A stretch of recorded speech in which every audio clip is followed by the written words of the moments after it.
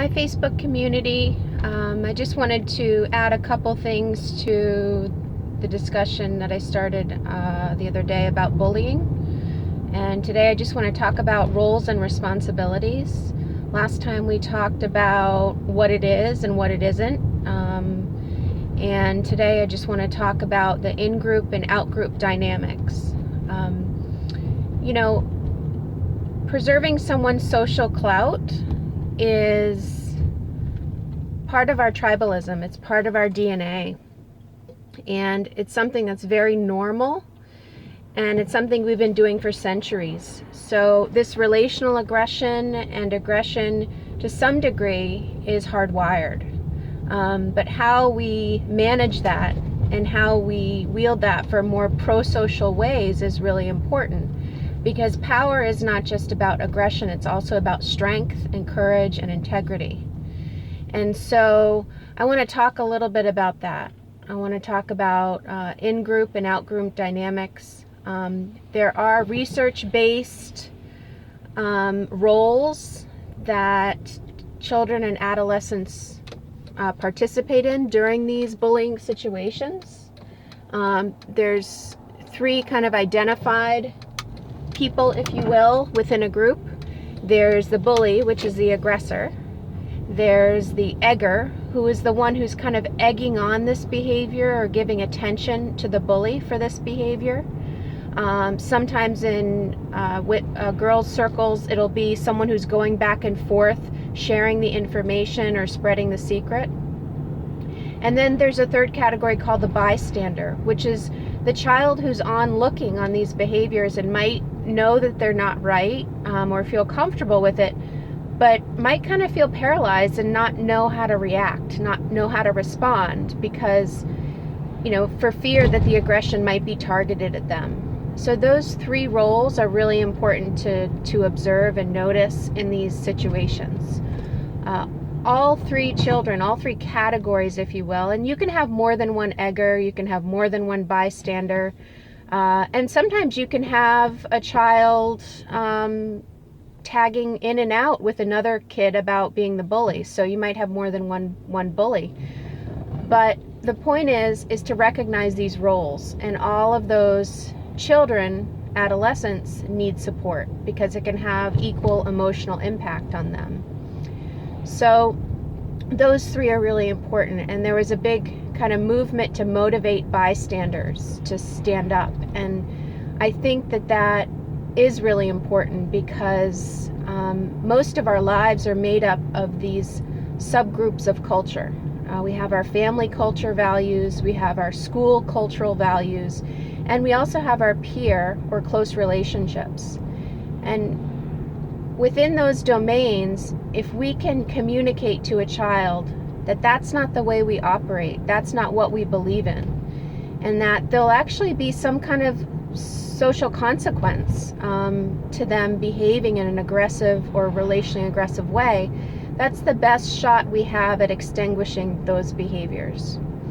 So this research, like I said before, is all based on the Massachusetts Aggression Reduction Center, Elizabeth Englander's website, which will give you a lot of other important information.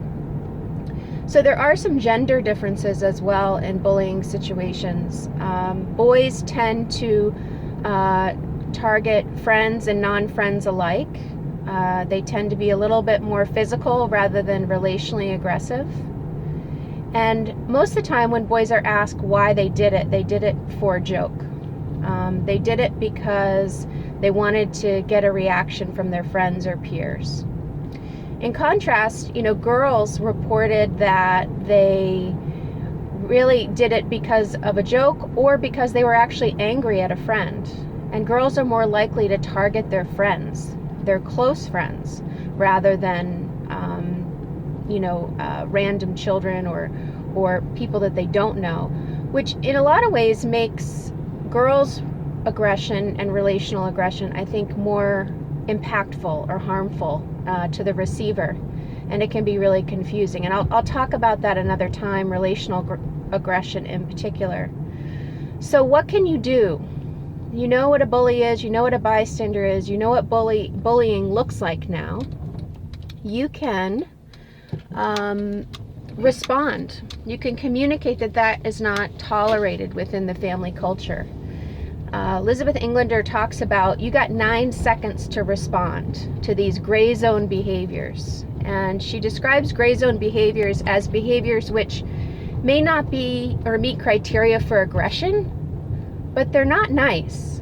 And if you're riding in a car and you're driving your daughter and her friend to dance or a sporting event or lacrosse, and you hear them talking about another girl in the back seat, you know, if you can respond within 9 seconds and go, hey, I don't believe in that.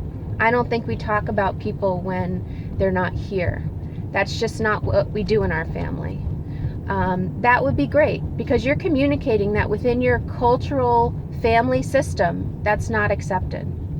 Same is true for educators in the classroom. If you are in the classroom and you are observing some dynamics, even if you don't know what's going on, but you have a feeling or an inkling that there's something not kind happening, pause what you're doing, go over to that student and say, no, I don't like what I'm hearing. And they might say, oh no, Susie doesn't mind, she thinks it's funny. And all you have to say is, I really don't care if Susie minds or not. I don't. And that's not how we conduct ourselves. We're kind to everyone. We use kind words. And it might just take 3 seconds. But noticing these gray zone behaviors in our children is so important, and redirecting them is so important, because, you know, if you look around yourself and you think of some of the more relationally aggressive adults that you've known in your life, you know, it just wasn't communicated clear enough to them from a young age within their different groups, family, home, context, that that behavior isn't acceptable. And if we had started from the beginning, I think that, you know, people would feel more peace and also know how to resolve conflict in effective ways. So you have 9 seconds as a parent, as an educator, to respond to these gray zone behaviors, because you want to communicate that our values don't allow for that type.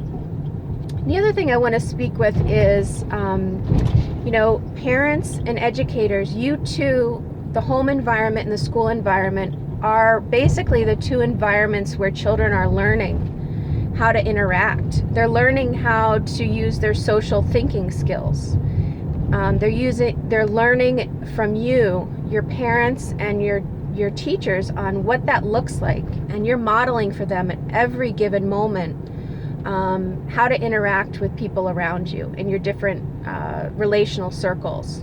So as a parent, if you are on the phone talking about so-and-so's life and what they did right and what they did wrong, and coming from a place of judgment, your child's overhearing that, and they're going to mimic that behavior. If you are highly critical of other people, they're going to mimic that behavior. And this is really important to be aware of, to keep it out of earshot, or maybe do some soul searching and change kind of your philosophy, because that can be pretty toxic. And also with educators, you know, there's a great book called Discipline with Dignity. And I really encourage it, because it's about creating a classroom with mutual respect and kindness, and how relationships and behavior modification can be built on just that premise.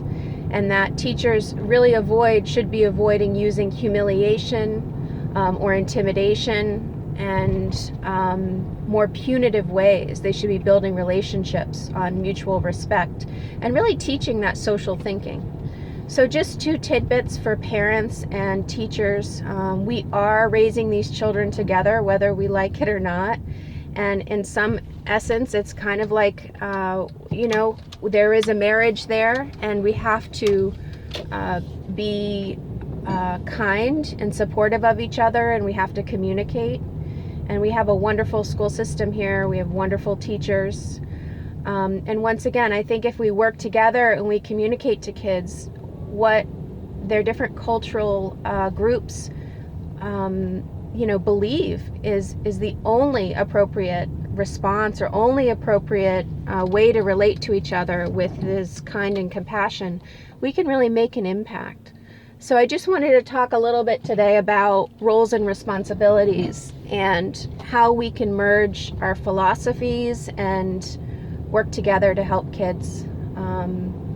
Thanks for the feedback on the videos. I'm going to try and keep them coming on different topics. I really appreciate it. If you have questions, you can always type them or private message me.